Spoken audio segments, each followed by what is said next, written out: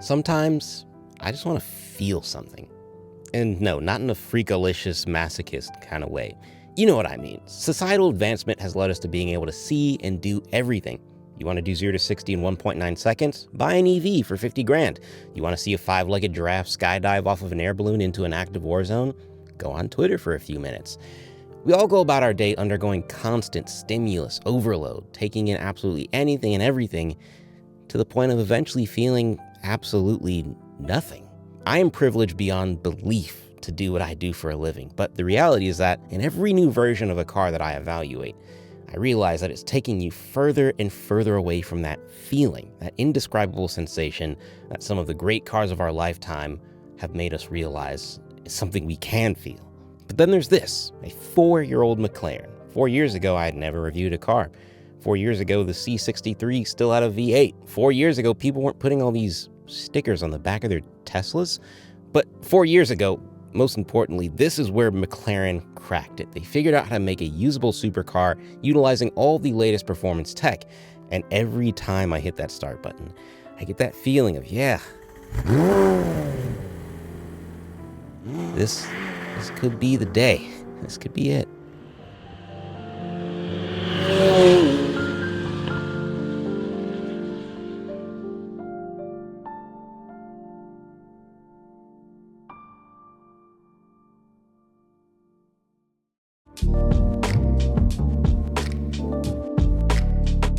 So I guess I should address why. Why are we driving this car that's almost 5 years old? Well, it's because McLaren is actually celebrating 10 years of Longtail, their special series of track-oriented supercars. It technically started with the McLaren F1, but in modern day, it started with the 675 LT, which is a magnificent car, and then was followed up by the 600 LT.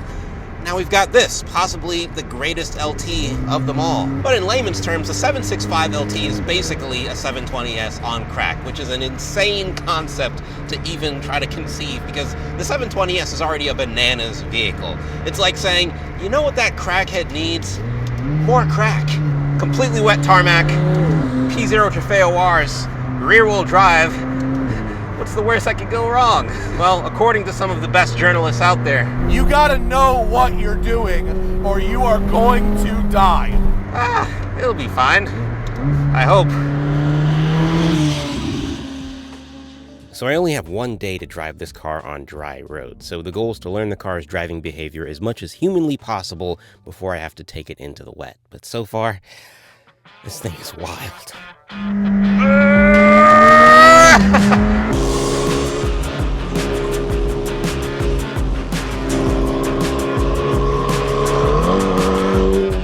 I've heard a lot that this car struggles to get traction. It'll spin the wheels in 3rd and 4th and 5th gear.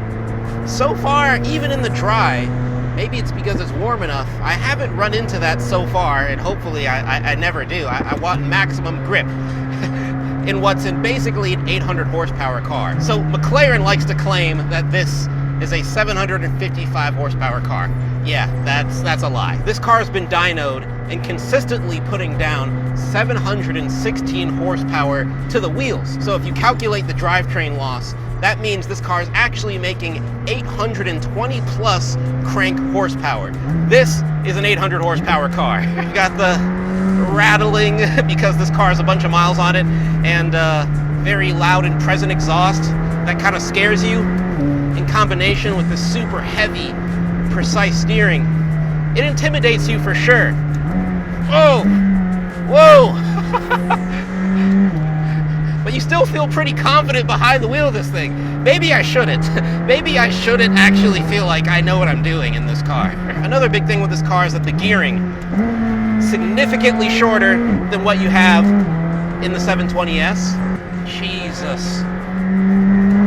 Crazy how you can go down the same road a billion other times in a billion other cars, but then you get something like this, and all of a sudden, this road becomes completely unfamiliar to you, but you have to be even more precise, even more faster on your feet mentally about how you're making the turns, how quick you want to take that turn. And then there's the second guessing yourself. Yeah, I know this car handles well, it's got track-ready suspension, but do I really want to go through that corner as fast as I'm about to do it? and you've only got 0.1 seconds to make a decision. That's the kind of thinking this car forces you to do. One thing that's hilarious, you know, you drive all of these like heavy supercars, and what gets scary is going into a corner, trying to brake, and then you just have physics fighting all of that weight. You don't have that problem here. The problem I have here is physics fighting all of this speed. You know, you've got good brakes, but that'll only take you so far when you're cornering at 70 plus miles an hour in Mexico, of course. The road's starting to get a bit shitty up here, but... Oh yeah, that was wheel spin. That was wheel spin. I felt that one. The brake and accelerator pedal are so close to each other. I feel like they designed this as if there was supposed to be like a third pedal there for you to heel and toe, but no. It's just because this is a really tight footwell meant for race car drivers doing race car things. Okay, it's time for me to take a break. That was a lot. I gotta get myself prepared for driving this thing in the wet the next 2 days. That is going to be sus, to say the least. Trofeo-wars. Alright, so it's about that time. Launch control time. Yeah, at this point, I don't know how warm the tires are, so we're just going to give it a go. We're going to see what we can do. I think best case scenario in this car is under 2.8 seconds. I doubt we're going to get that, just because I feel like these tires take a long time to warm up. But we're going to give it a go. 76 degrees. Let's see how we do.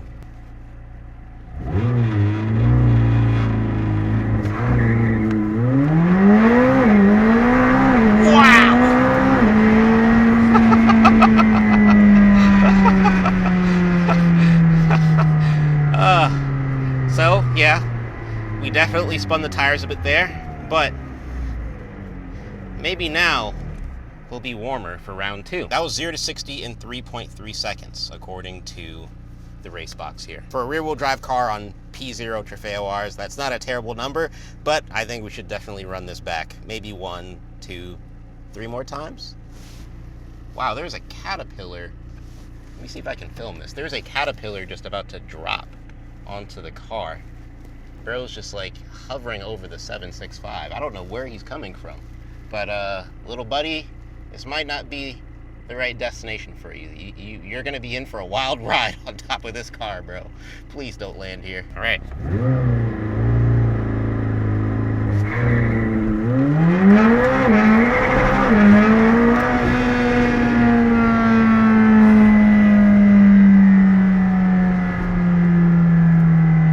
That made a difference. That made a difference. All right, 0 to 60 in 3.28 so far. That's our best time that we've gotten, under 3.3. I feel like I'm gonna try this a few more times off camera, so I'm gonna cut recording and then run it a bunch more times and then celebrate if I can crack a sub 3. I think we might be able to do it if we just get the tires warmer and warmer and warmer. If we just keep running it. All right, be right back.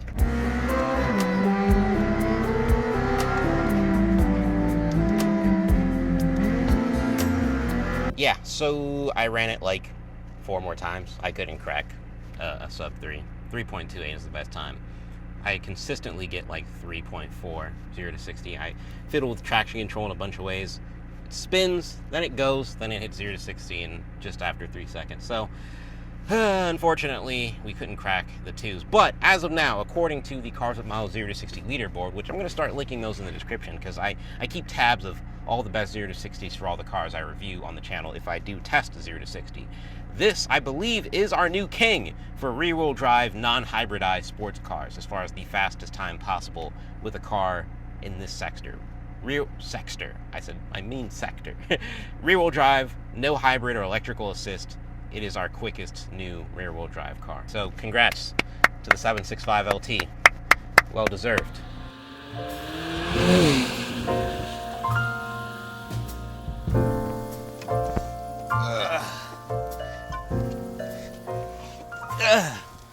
I swear I got out of that better off camera. Man, the supercar experience isn't just about the driving. It obviously has to look the part, right? And I think this car more than accomplishes that. I know I've been glazing this car the entire video, but trust me when I say I think This is an example of how McLaren has never made a bad looking car. And personally, I know this might be a controversial take, I think this might be the best looking one they've ever made. Now I know people are gonna bring up the P1, the Speedtail, maybe even the F1, right? And those are good looking cars, obviously, but what this car has that those cars don't have is the pure aggression with all these design elements. It just looks like it's telling you, hey, you can get in here and start it up and try to drive me, but I'm going to do my absolute best to take you out of this world. That is just something that the P1, quite honestly, in all of its elegance, just doesn't quite offer with how it's designed. Now, the P1 GTR, that's a slightly different story, but I still think this is the best road legal car they've ever made, design-wise. Special 765 LT aesthetic features include this front carbon lower lip that differentiates itself from the 720S. This is hitting in all the right ways, and these front carbon pieces right here definitely give it like a nasty, mean underbite look, which as an individual born with underbite, I feel like this car was made just for me, you know? Twinning. And then you have these awesome carbon fiber fender canards that probably inspired the GT3 RS just a little bit, but they also serve a functional purpose for relieving pressure that builds up in the wheel well, because I'm sure when you're mobbing about, some pressure will be built up, as you might have seen. Now, the long tail part of this car isn't just designed to be a visual separator between this car and the 720S. It serves a functional purpose, giving you 25% more downforce than the 720S, and also serves as a much needed air brake that looks absolutely epic when you're braking and watching this car from behind, or even when I'm in the driver's seat and seeing my rear view visibility absolutely disappear because of this massive wing that I would absolutely love to have on every car if I could. And I don't have any food with me, unfortunately, but if I was one of those like Instagram flexers, I would definitely use this as like a little mini like lunch bench to have some In-N-Out on if you're in California, some bacon, egg, and cheeses out here, some cheese curds if you're a Midwestern folk. I would use this for that. And then the finishing touch, the rear end. Compared to the 720S, you have a lot more of this hollow, grated metal material that just gives the car this super raw and exposed look. Obviously, you have this massive diffuser with this gap that allows you to see the gearbox just like right there, chilling, hanging out. I could literally like fit stuff in here. I could probably like slide half of my body in between the diffuser and this part of the chassis. Ain't that crazy? And then obviously quad tailpipes. These bad boys absolutely sing, and because this is a press car with over 12,000 miles, which might make it the most high mileage press car I've ever filmed, it's got some rattling issues, which you might have heard throughout me filming this video, but hey, we're not gonna complain. This is a 765 LT. It still drives amazing. This is the most raw, insane rear end of any car I've ever reviewed. It's just insanity. See how smooth I can get in here.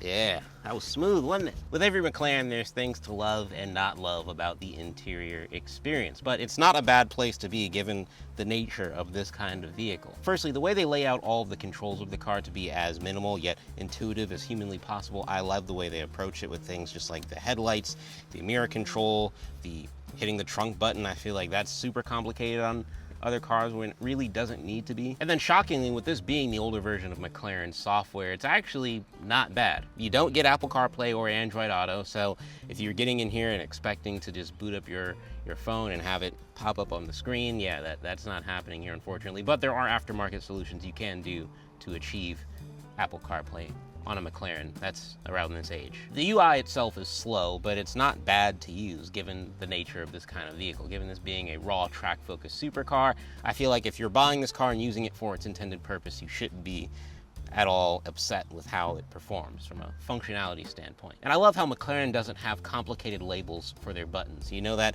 the arrow button here means activating your wing. You know that this launch button here means just doing launch control. They don't have to get all Italian and weird with it. I guess that's just being, you know, on this side of Europe, the perks of that. Genuinely, this is not a daily driver, despite me trying so hard to prove to myself that I could do it. I guess I'm just not built as different as I thought I was. But this is a very usable supercar for weekend activities and such. These seats are actually pretty comfortable, and I believe you can option the same seats available in the McLaren P1 in this car. So it is possible to get P1 style seats in this car, which is cool. But these carbon back buckets are definitely supportive enough. I just wish, for the sake of filming and aesthetics, that I had the McLaren Senna style seats that I have in the 750S that I filmed last year. Those seats were absolutely epic and looked so good. And then obviously your motorized binnacle that flips down into a more minimal display when you enter track powertrain or full-on track mode. I love that. It's just one of the ways that this car just feels like a true experience, you know, no lazy digital gauges. This is one of the more true experience-oriented supercars you can buy. A 911 Turbo, despite it being a way better all-arounder, is not going to be as much of an experience. Neither is a GT3 RS. Neither is a Lamborghini Huracan, obviously. This is just a crazy experience inside and out.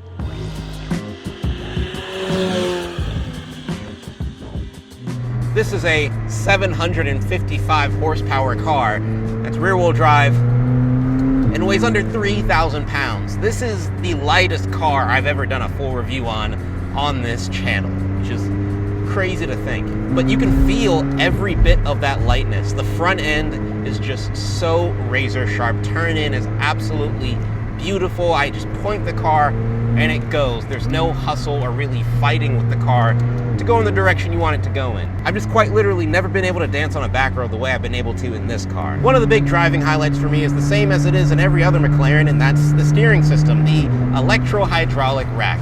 Not only does it feel more connected than a lot of the modern electronically powered steering racks, but it honestly feels better than a lot of the older purely hydraulic powered racks too. It truly is the best of both worlds if you ask me. There's simply just no other modern car that's going to give you this old school feel when it comes to the steering.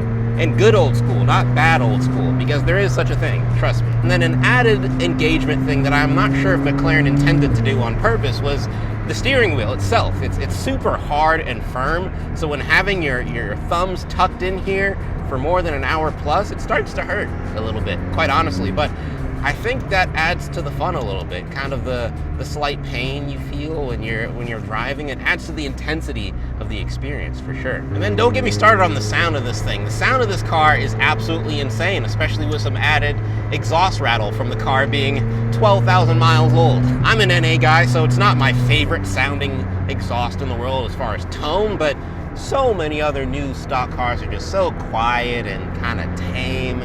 This definitely makes you feel like you're in a supercar just from a pure noise level.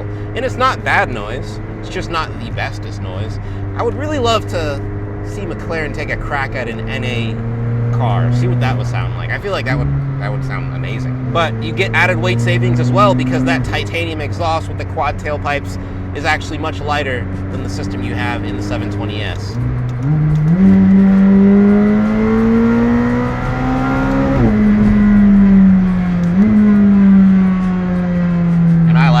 That's not the only sound benefit you're getting with this particular 765 LT. If you want to spend 36 grand, which is basically what could get you a new E92 M3, well, not a new one, but you could buy an E92 M3 with that money. It's the roof scoop, a full carbon roof scoop, channeling air and sound in turn. If you're already going to spend 400K on a McLaren, I guess at that point 36 grand doesn't seem that outrageous, but it's a lot of money. And then the 7-speed DCT. This dual clutch is really everything I want Porsche's PDK to be in the non-GT cars. In the 3RS and the 4RS, the PDK rips. It's absolutely awesome, super engaging. But in the Turbo S, all of the non-GT cars, it's just not as exciting, despite it being technically very good. This is technically very good. Like, the shifts are literally lightning quick. But then you have the tactility of these paddles, not to mention, ooh, this corner's tight, not to mention they're transverse. So I could downshift with the right paddle. I could upshift with the left paddle. It's awesome. If you want to talk about things that are surprising me, driving this around in New Jersey has not been nearly as bad as I thought it would be. It's still a harsh car overall, just because there's so many vibrations with the chassis and whatnot, but from a pure damping suspension standpoint, the car is actually surprisingly usable for everyday stuff. If you're not on a racetrack and want the best possible, most usable setting and want to have the most fun, drivetrain and track, suspension and comfort. You'll thank me later. At the end of the day, this is designed to be on a track. Anytime you get behind someone going 50 miles an hour on a road, the car just feels unhappy, which in turn makes you unhappy. But I've come away from this realizing this car is actually far more usable on a day-to-day basis than I thought. This isn't a daily driver, but like I said, I feel like personally I could use this a couple of times a week if I had a more fun commute, perhaps. So maybe I need to move somewhere where I have a more fun commute. I think that's what I need to do at some point. So where does this rank as far as McLarens that I've actually reviewed? Well, Artura, I think, is my top pick as overall actual daily McLaren. That is the most usable supercar in its class by far. 750S was an awesome experience, and the tech is so much better in that car compared to this, including the speakers, which blow the speakers in this car absolutely out of the water. It's a much more modern interpretation on this car. Fixes all the little livability issues that I have with the 765. But this is just by far the most raw, the most exciting, the most scary, and that's a part of what makes it the most unforgettable experience for me. Of all the McLarens I've reviewed, and hopefully I get to review more, I think I'm walking away with this one being my favorite. But either way, thanks to McLaren for having me be a part of this celebration of Longtail, a series of arguably some of the coolest supercars ever made.